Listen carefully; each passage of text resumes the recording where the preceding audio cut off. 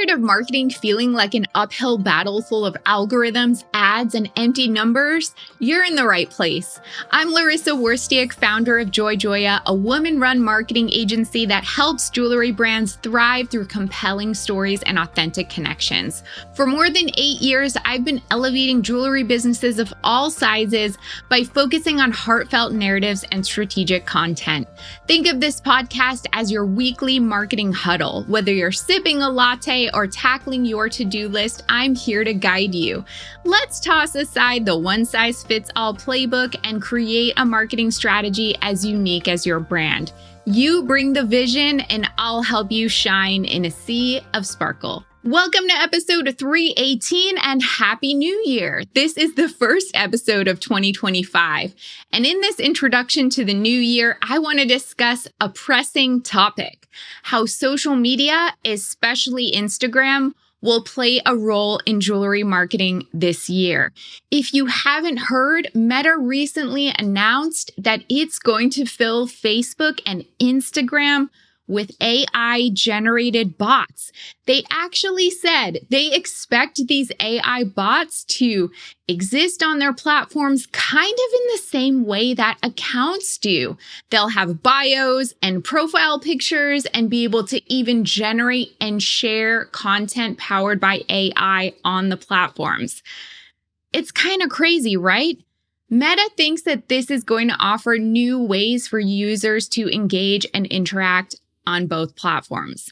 But me, I think it's already frustrating many people, including myself, who already feel that Meta is saturated with AI content and bots. So what, you're just going to add more of that?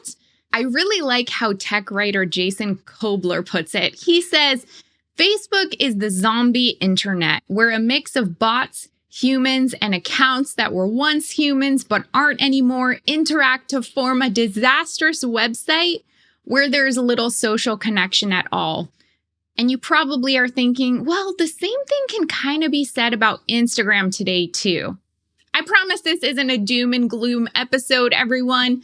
I'm not thrilled by this news about Meta either, and as a marketer, I find it extremely frustrating. But at the same time, it motivates me to figure out how we can use social media marketing more effectively while we still can, and also to find ways to reduce our reliance on it. So in this episode, I'm going to be talking specifically about Instagram and what I see coming for it this year, how you can leverage the changes that are being made, all without making yourself crazy. And make sure to stay tuned for the goldmine where I will reveal my social media resolutions for 2025 and explain why I'm committing to them this year. But before we dive in today, a quick reminder, this podcast is available in both audio and video formats. You can listen on your favorite podcast platform or watch on YouTube by searching Joy Joya. Support the podcast for free by subscribing and leaving a rating and review on Apple Podcasts or even on Spotify. Again, it's free and it's very greatly appreciated. And if you didn't know, I also co-host another podcast called Success with Jewelry with my friend Liz Kantner, who's a fellow jewelry marketer and founder of the Stay Gold Collective. We offer a free version available on all podcast platforms and YouTube, plus a membership community with extended episodes and extra resources. All right, my sparklers, let's get into it. And let's be real, Instagram is changing faster than ever. I'm sure you noticed that last year. It's left a lot of business owners, maybe even you, feeling frustrated and overwhelmed. One day the algorithm wants one thing, the next it's a completely different story. It's no wonder so many jewelry business owners feel stuck in a love-hate relationship with the platform. But don't worry, I'm here to help you navigate all these shifts without losing your mind. So I'm going to share 5 practical tips that will help you stay grounded and strategic on Instagram, no matter how wild the updates get. From keeping your content authentic in the midst of these AI-driven features to focusing on the formats and tactics that actually work, these insights will ensure that Instagram remains a powerful asset in your marketing toolkit in 2025. So let's get into it. Number one, my first tip. You really need to put humanity at the forefront of Instagram if you're going to succeed on this platform this year. With Meta rolling out these AI-generated bots, well, your personal and human perspective are going to stand out more than ever. People who still engage on this platform are going to crave real stories. They're going to want to feel like they're talking to a human being, and they're going to crave genuine connections as the platform becomes increasingly automated. So how are some ways that you can do this in the new year? Behind the scenes glimpses, share even unedited footage of your jewelry making process. Don't be too precious about it. Be more real. Share your workspace, your daily life routine as it relates to your business. If you're a designer, then let followers see your sketchbook or your inspiration or the raw material that you're working with. You could even consider sharing personal updates if you feel that they relate to your brand and that they would resonate with your target audience. So don't be afraid to let your personality shine on Instagram. Post a quick photo or story showing what inspired you that day, what part of your personal life kind of bleeds into your business life. Maybe there's a walk you had in nature that taught you a lesson about business, or you visited a museum and it inspired a new design. Don't be afraid to mix in the personal, but again, only as it makes sense for your brand and for your audience. And then really think about storytelling in your captions. So instead of a simple new piece, link in bio, or those like really brief one line, one word captions, you want to try sharing the backstory. Get personal, get vulnerable, explain inspiration, explain techniques. How should your customers be styling it? Use your own voice as well, especially if you are like the figurehead of your brand. And if you tend to be humorous and that's the voice you want to communicate, or even if you're sarcastic or you're like a little bit sappy, let those things be infused in your captions. The authenticity is going to cut through the AI-generated noise. Okay, my second tip, it's kind of an offshoot of the first one, but you're going to want to embrace imperfection and own it. And why does this matter in 2025? Artificial content aims for polished perfection, but that can feel really sterile to real people. Real, natural, authentic, genuine content is often imperfect, and in its imperfection, it becomes more relatable, it becomes even endearing. So embrace imperfection so you can build trust with your audience. Don't be so worried about having a perfectly edited reel or about only posting pictures from a professional photo shoot.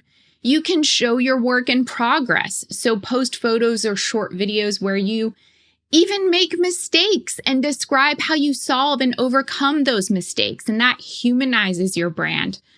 Think about unfiltered moments. Maybe it's a quick pic on your phone when you feel inspired in the moment. Even if the lighting isn't perfect, the overly curated feeds can sometimes look, I said the word sterile, robotic, unrelatable, a little bit hard to connect with, and laugh at the mishaps. Like if you spilled a tray of beads on the floor or had an off-center engraving or something that you have to redo, share the funny moment and say how you bounced back. Because again, people are craving that authenticity in the new year. Don't sweat it if the lighting isn't perfect, if the editing isn't magazine worthy. The real, messy, genuine content will often outperform the quote unquote perfect content. Tip number 3, double down on what's working. This might actually be my favorite strategy because it's not rocket science and it's kind of often overlooked. So with AI generated content coming onto the scene, also the frustration that we're having with the algorithms, like what the heck works? Why is this post going viral or doing so much better than my other posts? Look at your numbers. See what's performing the best. Like look at the past month, look at the past week. What was your top piece of content? Even if you don't understand why, because what I find in looking at Instagram analytics, sometimes there's no rhyme or reason to why something did better. If you notice that, like, let's say a picture of a custom ring that you created and shared did super well, really outperformed all your other content, I'm going to advise you to post that again, maybe in a slightly different format. So if the post that did really well was a single photo, see if you can put a carousel together where you literally share the same piece.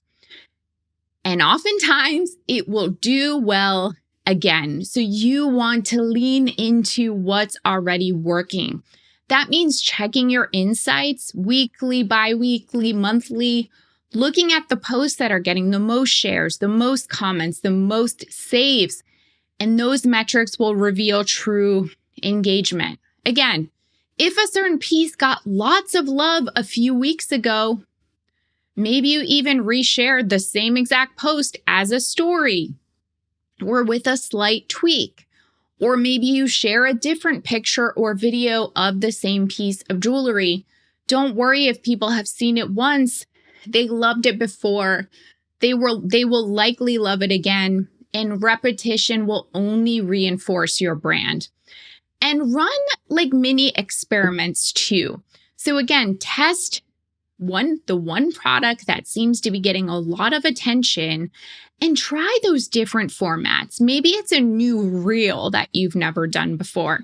If that doesn't do well, okay, ditch it and move on. Don't try it again. Or try a carousel with like all 20 images that you can fill up in that format. And if it takes off, just keep building on that. So focus on quality engagement over vanity metrics. So maybe a post has fewer likes, but it tended to get like really thoughtful comments, or it had a lot of shares, or it got people to DM you. Perhaps that's something you want to lean into also, because those are valuable metrics where they encouraged interaction. So pay attention to what's working and do more of that. Share more of that. Tip 4.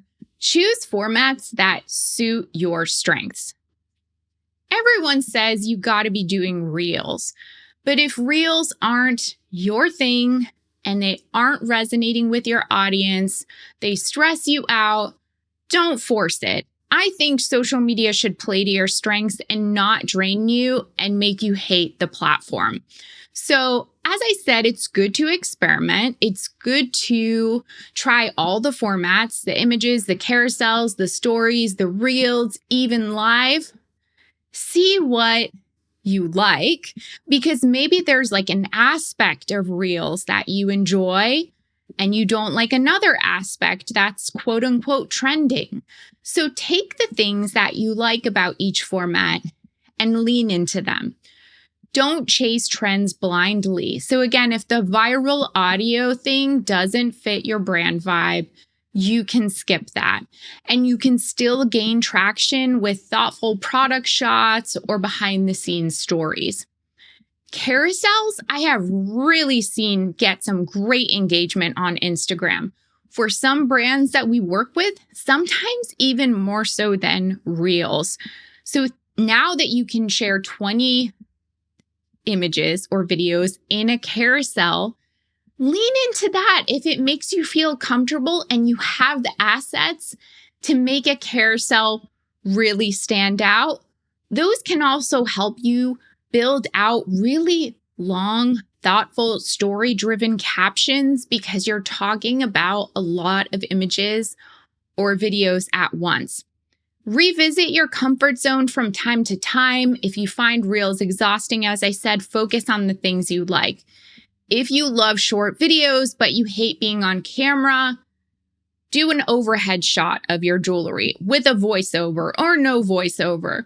Whatever you like, pay attention to what performs, pay attention to what people are responding to. And then tip number 5, encourage off-platform engagement. In 2025, between the changing algorithms, the AI clutter, you do not want to be relying solely on social media. I'm part of this Facebook group for jewelers, and I do get really excited when someone posts their win and they said they got a whole bunch of sales from whatever, posting on Facebook, posting on Instagram, but they talk about how they don't need an email list or they haven't spent the time building an email list or even a CRM because they're doing so well from posting. I love that for you, but I'm also very scared for you, okay? You don't want to be relying on social media. If you take one thing away from this episode, let it be that. Having direct lines to your customers or to the people who have expressed interest in your jewelry, like through an email list or an SMS list or both, can and will safeguard your relationships, help you boost sales, and you won't freak out when suddenly the algorithm isn't working for you anymore. So add email or SMS calls to action in your Instagram bio, in your stories. Think about offering an incentive, whether it's a discount code, some kind of VIP status, some kind of first look, behind the scenes content, whatever it may be, entry to a giveaway. And then really create a special, thoughtful, intentional VIP experience to your email list. Again, it could be early access, and maybe they get special content, special discounts, Q&A sessions with you, style tips, personal notes. It can really be anything, but it should be thoughtful, intentional, and give people a reason to be there.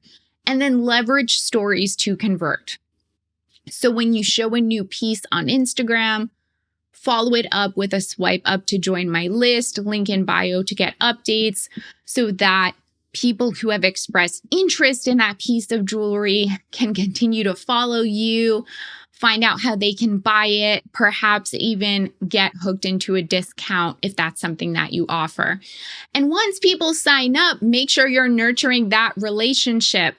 That can be different for every jewelry brand, but you want to focus on the storytelling, on the providing value, and not just sell, sell, sell all the time.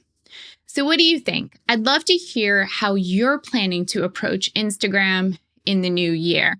Hopefully, your strategy is not just, I'm giving up and throwing your hands in the air. Share your thoughts in a comment on YouTube or send me a DM on Instagram. All right, sparklers, it's time for the gold mine, where I share personal stories from my entrepreneurial journey and connect them to impactful marketing lessons.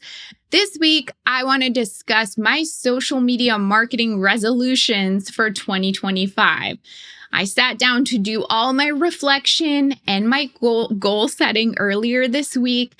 And yes, I do have a line item in there for handling social media marketing for my business and things I want to be committing to or adjusting in the new year and beyond. As you can probably tell from this episode, social media platforms are moving at lightning speed. They can very easily become overwhelming and cause burnout if you're using it for your business. And so overall, I'm aiming to cultivate a more focused and mindful approach for the JoyJoya Marketing Instagram account. So here's what I have in mind. 1, posting 3 times per week on the JoyJoya account. I have noticed, looking at my numbers, as I recommend you do, that actually when I try to post daily, the content starts to feel like it's cannibalizing itself. The constant flow of new posts, it seems like they overshadow each other, and then each piece of content doesn't have the time and space to gain traction. I don't think that's the case for everyone. I think you need to pay attention to how your content performs for you. But what I'm going to try to do is reduce and be consistent with 3 times per week of posting in the feed, so reels, posts, and carousels. And that way I can also put more effort into crafting high quality content that stands out. Again, I'm not saying you should do this, but it is important to consider your frequency and base that on your numbers. On the flip side, I'm planning to share at least one story every day. Stories feel more informal, more ephemeral. I think they're a really great way to stay visible without bombarding your feed, and also to put less pressure on what you're putting out there. My second social media resolution is mindful engagement, about 15 to 20 minutes every day. So I want to commit to spending about 15 to 20 minutes every day, not just mindlessly scrolling and looking at pretty jewelry posts, but thoughtfully engaging with the other jewelry accounts that I follow. This includes liking and commenting on posts, but also making mental notes of strategies that I admire, or interesting experiments that I see others doing, or like really standout content. And by paying attention to how other brands approach social media, whether they're big names or indie brands, that way I can gather fresh ideas for my own audience. Plus, the genuine engagement is really the foundation of building long-term relationships on these platforms. My next resolution is to get more creative with carousels and single photos. So again, looking at my numbers, I found that carousels and single photos do best for my account, even though I have been posting mostly reels, mostly videos of me talking. But this year, I want to challenge myself to keep the formats fresh. I want to experiment with new layouts, storytelling angles, behind the scenes. I'm not ready to abandon reels altogether. I think that it's a way for me to show up and get personal with my audience. But, balance is important, and experimenting with other formats is definitely on my list. Being more front and center and showing more of me is another social media resolution I have. I've often put the focus on the marketing tips, but I've realized that some of my best performing posts, not the reels though, but the single photos and the carousels where I'm showing me getting personal, maybe getting a little bit more vulnerable, appearing more frequently in other ways that's outside of just talking about my podcast. Those are things that I'm striving to share more in 2025. So I've been talking mostly about Instagram, but my 5th resolution is to stay consistent on TikTok too. I found that the jewelry community on TikTok is incredibly supportive and engaging. And this year, I want to be more intentional about posting on TikTok, not just resharing like reels that I've made for Instagram, but also creating content that's specific to the platform, getting creative about how I want to show up on that platform, looking at other creators that share marketing content and seeing what I can borrow and adapt from them, and also engaging meaningfully on TikTok, just as I plan to do on Instagram, because TikTok is another platform where I can potentially really show up as myself and connect with the jewelry community. And my last resolution is monthly data check-ins. I'm making a promise to myself to look at the numbers. I have to admit, I am so focused on looking at my clients' analytics that social media marketing analytics, for me, I don't always check them every month. Sometimes I'll do like a 90-day or every other month check.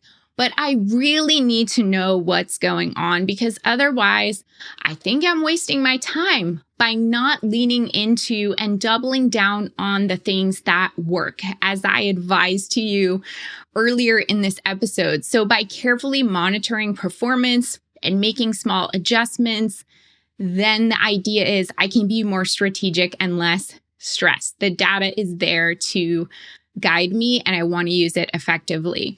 These resolutions, I'm not trying to be strict or rigid. I think there's a way to stay purposeful.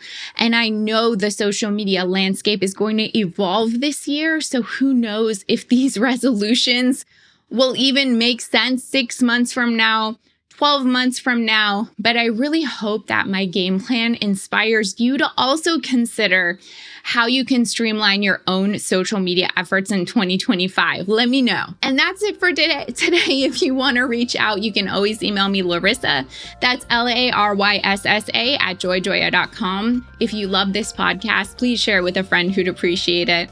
And don't forget to subscribe as well as leave a review on Apple Podcasts. If you're completely new to digital marketing, then you'll want to purchase and read a copy of my book, Jewelry Marketing Joy. Visit joyjoya.com/book for more information.